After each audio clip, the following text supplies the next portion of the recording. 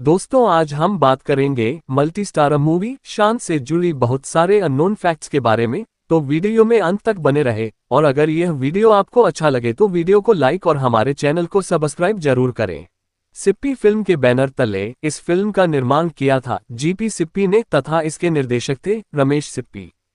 तकरीबन 3 घंटे 2 मिनट लंबी इस फिल्म की कहानी, पटकथा और संवाद लिखे थे सलीम जावेद की जोड़ी ने।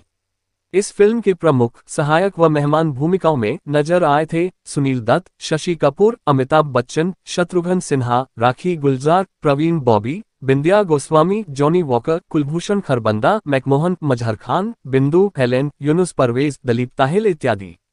फिल्म शान अपने बेहतरीन गीत संगीत के लिए भी याद की जाती है, जिनके बोल लिखे थे आनंद बख्शी ने तथा धुन तैयार किया था राहुल देव बर्मन ने। फिल्म के ओरिजिनल साउंड ट्रैक में कुल 7 गाने रखे गए थे, जिनके बोल हैं दोस्तों से प्यार किया, नाम अब्दुल है मेरा, मितवा, दरिया में जहाज चले, जानू मेरी जान, प्यार करने वाले और यम्मा यम्मा ये खूबसूरत समा। फिल्म की इन कर्णप्रिय गीतों में अपनी आवाज दिए थे लता मंगेशकर, किशोर कुमार, मोहम्मद रफी, आशा भोसले, उषा मंगेशकर, उषा उत्थुप और राहुल देव बर्मन ने। चलिए अब जान लेते हैं इस फिल्म से जुड़ी 15 खास अनसुनी बातें। फिल्म शान साल 1980 में सर्वाधिक कमाई करने वाली फिल्मों के 5वें स्थान पर रही थी। इसका कुल बजट था तकरीबन 3 करोड़ तथा इसने बॉक्स ऑफिस पर 4.25 करोड़ रुपए कमाए थे। इस हिसाब से फिल्म को आबोहिट घोषित किया गया था।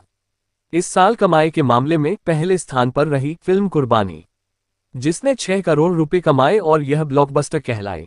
दूसरे स्थान पर रही फिल्म आशा, जिसने रुपए कमाए और ब्लॉकबस्टर कहलाई तथा तीसरे स्थान पर रही फिल्म राम बलराम, जिसने 4.25 करोड़ रुपए कमाए और यह भी सुपरहिट कहलाई। फिल्म शोले की जबरदस्त सफलता के बाद निर्देशक रमेश सिप्पी से लोगों की उम्मीदें काफी बढ़ चुकी थी, अतः वह अपने आगामी फिल्म को और भी भव्यता देने पर विचार करने लगे। इस संबंध में जब शोले फिल्म के लेखक जोड़ी सलीम जावेद से राय मांगी गई तो जावेद अख्तर ने कहा कि शोले कल्ट बन चुकी है और वर्तमान में उससे बड़ी फिल्म बनाना मुश्किल है, अतः फिलहाल हमें नए कलाकारों को लेकर एक छोटे बजट की प्रेम कहानी पर आधारित फिल्म बनानी चाहिए। जावेद अख्तर की सलाह को तत्काल ही खारिज कर दिया गया, लेकिन अपना लेखक धर्म निभाते हुए उन्होंने शान फिल्म के लेखन में अपना 100% दिया। फिर भी उनके दिल में कहीं ना कहीं ये बात दबी रह गई कि शोले के भव्यता और लोगों की उम्मीद के आगे ये फिल्म नहीं टिक पाएगी, और अंततः जावेद अख्तर का डर बिल्कुल सही साबित हुआ। फिल्म का लेखन जब पूरा हो गया तो इसकी कास्टिंग शुरू हो गई और शीर्ष भूमिकाओं में सुनील दत्त, धर्मेंद्र, अमिताभ बच्चन, संजीव कुमार, विनोद खन्ना, हेमा मालिनी और प्रवीण बॉबी को चुना गया। लेकिन फिल्म की शूटिंग शुरू होते होते ये कास्टिंग पूरी तरह से बदल गई। दरअसल इस समय तक अमिताभ बच्चन का स्टारडम शिखर पर था और उस दौर के अन्य नायक, जिनमें धर्मेंद्र भी शामिल थे, खुद को कमजोर पा रहे थे और इस कोशिश में जुटे हुए थे कि अगर अमिताभ बच्चन के साथ किसी फिल्म में काम करना हो तो उसमें उनका रोल अमिताभ बच्चन के मुकाबले बेहतर हो। ऐसा ही फिल्म शान में भी हुआ, जहां धर्मेंद्र का किरदार अमिताभ से बेहतर था, लेकिन यहां रमेश सिप्पी को यह भी डर था कि कहीं वो अमिताभ बच्चन के स्टारडम को भुनाने में चूक ना जाए, अतः उन्होंने धर्मेंद्र और अमिताभ बच्चन की भूमिकाओं को समान कर दिया। लेकिन जब ये बात धर्मेंद्र को पता चली तो उन्होंने हेमा मालिनी के साथ फिल्म ही छोड़ दी। इससे रमेश सिप्पी को धक्का तो अवश्य लगा, लेकिन उन्होंने इस रिक्ति को शशि कपूर और बिंदिया गोस्वामी से भर दिया। इस पूरे घटनाक्रम में एक बदलाव यह अवश्य हुआ कि अमिताभ बच्चन और प्रवीण बॉबी धर्मेंद्र और हेमा मालिनी की जगह पर प्रोन्नत हो गए और शशि कपूर और बिंदिया गोस्वामी उनकी जगह पर चुन लिए गए। फिल्म को छोड़ने की अगली बारी संजीव कुमार की रही, जो शुरू में सुनील दत्त के द्वारा निभाई गया बड़े भाई के भूमिका करने वाले थे, लेकिन उन्हें ये भूमिका ज्यादा पसंद नहीं आई, जिसके बाद रमेश सिप्पी ने मजहर खान के द्वारा निभाई गई अब्दुल की भूमिका उन्हें सौंप दी। परंतु उन्हीं दिनों संजीव कुमार को पहला हृदयघात हुआ और डॉक्टर ने उन्हें सलाह दिया कि वो ज्यादा फिजिकल एक्टिविटीज से बचे, परंतु अब्दुल की भूमिका में काफी फिजिकल डिमांड थी। ऐसे में संजीव कुमार ने शाकाल की भूमिका मांगी और इसके लिए रमेश सिप्पी शुरू में तैयार भी हो गए, जिसके बाद संजीव कुमार ने अपना सर भी मुंडवा लिया। लेकिन अंत में रमेश सिप्पी उन्हें शाकाल की भूमिका में स्वीकार नहीं कर पा रहे थे, और जब ये बात भी संजीव कुमार को पता चली तो वो स्वत फिल्म से हट गए, जिसके बाद शाकाल की भूमिका कुलभूषण खरबंदा के पास चली गई।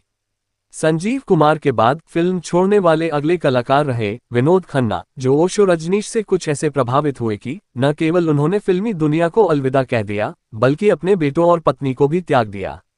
विनोद खन्ना के फिल्म छोड़ने के बाद उनकी भूमिका शत्रुघ्न सिन्हा साहब को दे दी गई। शत्रुघ्न सिन्हा, जो अपने लेट लतीफे के कारण मशहूर थे, उनका यही रवैया इस फिल्म के दौरान भी जारी रहा, और जब उनकी आदत से रमेश सिप्पी भी तंग आ गए तो उन्होंने फिल्म के प्रोड्यूसर अपने पिता जीपी सिप्पी तथा लेखक जोड़ी सलीम जावेद से इसका निदान करने को कहा। काफी विचार विमर्श के बाद ये तय किया गया कि शत्रुघ्न सिन्हा को फिल्म से बाहर का रास्ता दिखा दिया जाए और उनकी जगह पर नसीरुद्दीन शाह को ले लिया जाए। जब इस बारे में नसीरुद्दीन शाह से बात की गई भी तो उन्होंने कुछ दिनों का मोहलत मांगा, क्योंकि वो एल्बर्ट पिंटू को गुस्सा क्यों आता है नामक एक फिल्म की शूटिंग कर रहे थे, जो कि अंतिम चरण में था। ये जानकर जावेद अख्तर ने नसरुद्दीन शाह से कहा कि आप क्यों एक छोटी मोटी फिल्म के चक्कर में पड़े हैं, आपको ये फिल्म छोड़कर शान से जुड़ जाना चाहिए। नसीरुद्दीन शाह को ये बात बेहद बुरी लगी कि अपने फायदे के लिए ये लोग किसी छोटे प्रोड्यूसर को नुकसान पहुंचने से भी गुरेज नहीं कर रहे हैं। इसके बाद उन्होंने साफ शब्दों में कह दिया कि जब तक वो एल्बर्ट पिंटू को गुस्सा क्यों आता है फिल्म की शूटिंग पूरा नहीं कर लेते, तब तक किसी अन्य फिल्म से नहीं जुड़ेंगे। जब फिल्म से निकाले जाने की बात शत्रुघ्न सिन्हा को पता चली तो वो रमेश सिप्पी से मिले और अपनी गलती स्वीकारते हुए फिल्म में बने रहने की इच्छा जाहिर की, जो कि रमेश सिप्पी द्वारा के थे। जैसा कि आप जानते हैं कि शाकाल का अड्डा जिस आइलैंड को बताया गया था वह इंग्लैंड स्थित होम है।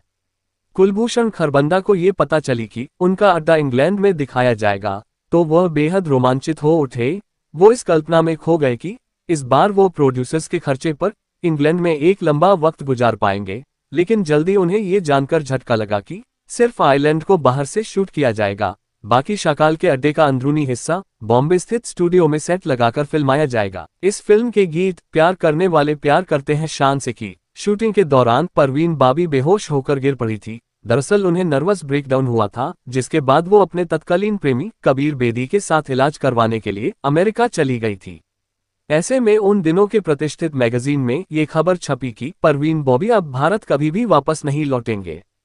फिल्म में प्रवीण का किरदार बेहद मॉडर्न और वेस्टर्न अंदाज लिए हुए था। इस स्थिति में रमेश सिप्पी अपना अगला विकल्प सिम्मी ग्रेवाल के रूप में तय किया और उन्होंने जुबानी तौर पर उनसे सहमति भी ले ली, लेकिन सारी अनुमानों को झूठा बताते हुए परवीन बॉबी कुछ ही दिनों में भारत वापस लौट आए और अपने हिस्से की शूटिंग को आगे बढ़ाया। फिल्म में बिंदिया गोस्वामी के इंट्रोडक्शन सीन में आप जिस खूबसूरत 2 सीटर कार को देखते हैं उसकी भी बड़ी दिलचस्प कहानी है। दरअसल ये पोर्च फैक्शन कार है जो खासतौर पर इस फिल्म की शूटिंग के लिए इंपोर्ट की गई थी। इस कार को लेकर ये जानना लोगों को बेहद हैरान कर सकती है कि साल 1980 तक भारत में यह एक ही पीस थी। अब आप सोच रहे होंगे कि शूटिंग के बाद इस कार का क्या हुआ होगा। दरअसल शूटिंग पूरी होते ही इसे भारी कीमत पर बेच दिया गया था। शोले के बाद सिप्पी फिल्म की ये दूसरी ऐसी फिल्म रही जिसे लंदन में प्रोसेस किया गया था। गौरतलब है कि जहां शोले 70 mm रील और स्टीरियोफोनिक साउंड के साथ रिलीज हुई थी, वहीं शान में उससे भी एक कदम आगे बढ़कर टेक्नोविजन टेक्निक का प्रयोग किया गया था। बताता चलूं कि सिप्पी फिल्म के रेगुलर सिनेमेटोग्राफर द्वारका दावेचा की शोले में अपने काम से खूब लोकप्रिय हुए थे, जो शान की शूटिंग के बीच में ही गुजर गए। ऐसे में उनके जगह पर सिनेमेटोग्राफी की जिम्मेवारी SM अनवर को सौंपी गई, जो कि इससे पहले द्वारका धावेचा को शोले में असिस्ट कर चुके थे। फिल्म के लोकप्रिय गीत यम्मा यम्मा का जो वर्जन आज हम सुनते हैं, वास्तव में वह एक रिहर्सल वर्जन है। दरअसल फिल्म के संगीतकार राहुल देव बर्मन इसे अंतिम रूप से एक बार और रिकॉर्ड करना चाहते थे और रफ़ी साहब भी इसके लिए तैयार थे, लेकिन इसी दौरान रफ़ी साहब का देहांत हो गया और मजबूरन रिहर्सल वर्जन ही फिल्म में उपयोग हुआ। सलीम खान ने इस फिल्म के खराब प्रदर्शन पर अपनी राय रखते हुए एक बार कहा था कि हमने इसके स्क्रीन प्ले पर कई गलतियां की जो कि दर्शकों को चुभ गई। शोले के मुकाबले इस फिल्म की स्क्रिप्ट में इमोशनल ट्रीटमेंट की कमी रही। आज वर्षों बाद जब मैं इस फिल्म को देखता हूं तो अपनी गलती पर सर पिट लेता हूं। गौर करें कि जब आपका बड़ा भाई मर गया हो और आप उसके कातिल से बदला लेने के लिए मिशन पर हो तो ऐसे में आप किसी लड़की के साथ रोमांटिक गाना तो नहीं गा सकते, लेकिन हमने फिल्म को बैलेंस करने के चक्कर में इसमें जानू मेरी जान सरीखी एक गीत को डाला जो कि फिल्म की गंभीरता को कम करती चली गई। इस फिल्म की शूटिंग के दिनों को याद करते हुए एक बार रमेश सिप्पी ने कहा था कि फिल्म के बॉम्बे में शूटिंग के दौरान उन्हें काफी परेशानियों का सामना करना पड़ता था, जिसके सबसे बड़े कारण अमिताभ बच्चन थे। दरअसल इन दिनों अमिताभ बच्चन की लोकप्रियता चरम पर थी। ऐसे में जब लोगों को पता चलता कि मुंबई के फलाने इलाके में वह शूटिंग कर रहे हैं तो उनकी भारी भीड़ उमड़ पड़ती, जिन्हें कंट्रोल कर पाना बेहद मुश्किल हो जाता और इसी कारण शूटिंग को रद्द करना पड़ता। रमेश सिप्पी आगे कहते हैं कि शूटिंग रद्द हो जाने के चलते उस दिन का पूरा सेटअप अगले दिन फिर से तैयार करना पड़ता और इस पूरे घटनाक्रम के चलते अमिताभ बच्चन की 1 सेकंड की शूटिंग का खर्च हमें 10,000 रुपये पड़ रहा था। तो दोस्तों, ये थी साल 1980 की सर्वाधिक चर्चित फिल्म शान पर हमारी एक विशेष प्रस्तुति। अगर वीडियो पसंद आए हो तो इसे लाइक और शेयर तथा ऐसे ही वीडियोस की नोटिफिकेशन पाने के लिए चैनल को सब्सक्राइब जरूर करें। धन्यवाद।